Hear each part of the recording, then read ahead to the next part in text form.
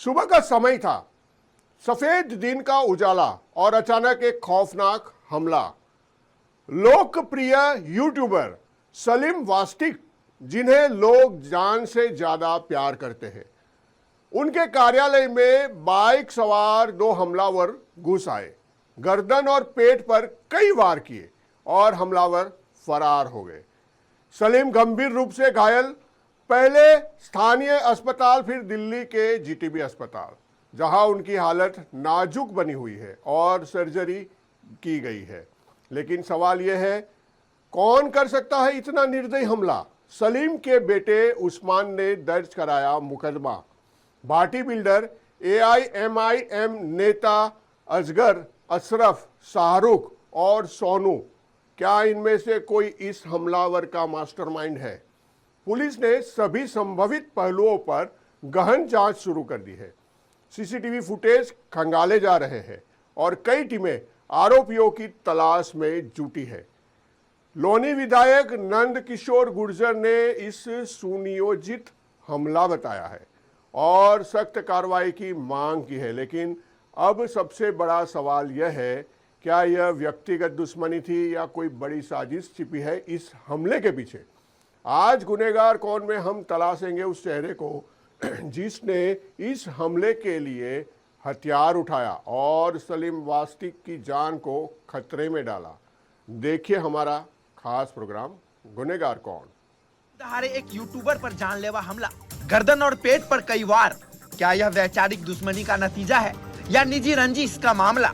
सवाल गंभीर है, जांच जारी है। उत्तर प्रदेश के गाजियाबाद जिले के लोनी थाना क्षेत्र में शुक्रवार सुबह एक यूट्यूबर पर जानलेवा हमला हुआ।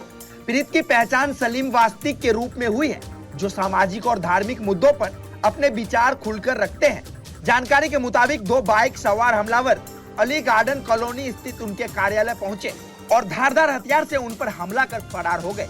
हमले में सलीम वास्तिक के गले और पेट में गंभीर चोटें आई। उन्हें तत्काल अस्पताल ले जाया गया, जहां से हालत नाजुक होने पर दिल्ली के जीटीबी अस्पताल रेफर किया गया। सूत्रों के अनुसार गले का ऑपरेशन हो चुका है और पेट का ऑपरेशन किया जाना है। पीड़ित के बेटे उस्मान की तहरीर पर भाटी बिल्डर, AIMIM नेता असगर, अशरफ, शाहरुख और सोनू के खिलाफ जानलेवा हमले का मुकदमा दर्ज किया गया है। पुलिस ने आरोपियों की गिरफ्तारी के लिए कई टीमें गठित की है और आसपास के सीसीटीवी फुटेज खंगाले जा रहे हैं। आइए सुनते हैं स्थानीय विधायक नंद किशोर गुर्जर को। देखिए, ये पूरे देश को हिलाने वाली घटना है। एक एक व्यक्ति स्तब्ध है। भारतीय जनता पार्टी की सरकार में भले योगी जी फिर से मुख्यमंत्री बने, किसी की हैसियत नहीं उत्तर प्रदेश में। ये जिस तरह का उदयपुर में हुआ, उससे घिनौना कृत्य है। सलीम जो बोलते थे उसके लिए कानून है, अगर किसी को खराब लग रहा है। लेकिन इस तरह से चैलेंज करके मैं एक वीडियो देख रहा हूँ, वायरल हो रही है, कि जो रसूल के खिलाफ बोलता है उसको तुरंत मार देना चाहिए। और जो लोग आए तो वो कोई घटना ऐसी नहीं है। लौनी में पहले भी आतंकवादी पकड़े गए हैं जिन्होंने पार्लियामेंट पर हमला किया।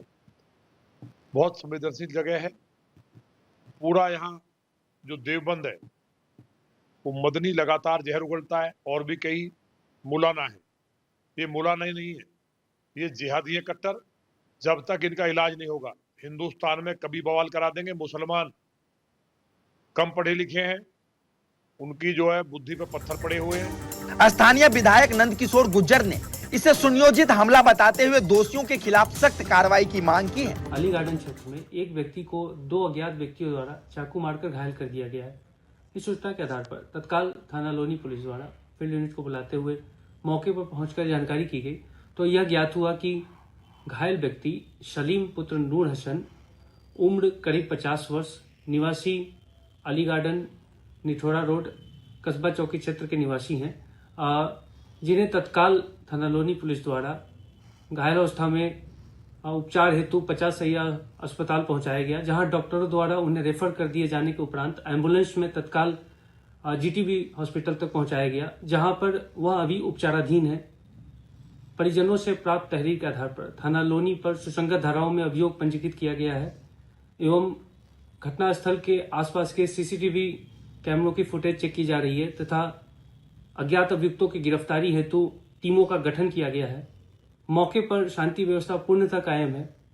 अग्रिम विधिक कार्रवाई प्रचलित है। एसएपी लोनी सिद्धार्थ गौतम के मुताबिक पुलिस सभी पहलुओं पर जांच कर रही है और जल्द ही आरोपियों को गिरफ्तार किया जाएगा। यहाँ बड़ा सवाल यह है कि क्या यह हमला वैचारिक मतभेद से जुड़ा है, क्या इसके पीछे कोई बड़ी साजिश है और क्या सोशल मीडिया पर बढ़ती कटुता जमीनी हिंसा में बदल रही है। इन सवालों के जवाब पुलिस जांच के बाद ही स्पष्ट होंगे। फिलहाल सलीम वास्तिक अस्पताल में जीवन के लिए संघर्ष कर रहे हैं और पुलिस मामले की तह तक जाने का दावा कर रही है। राष्ट्र समाचार के लिए गाजियाबाद से राजेंद्र सिंह की रिपोर्ट।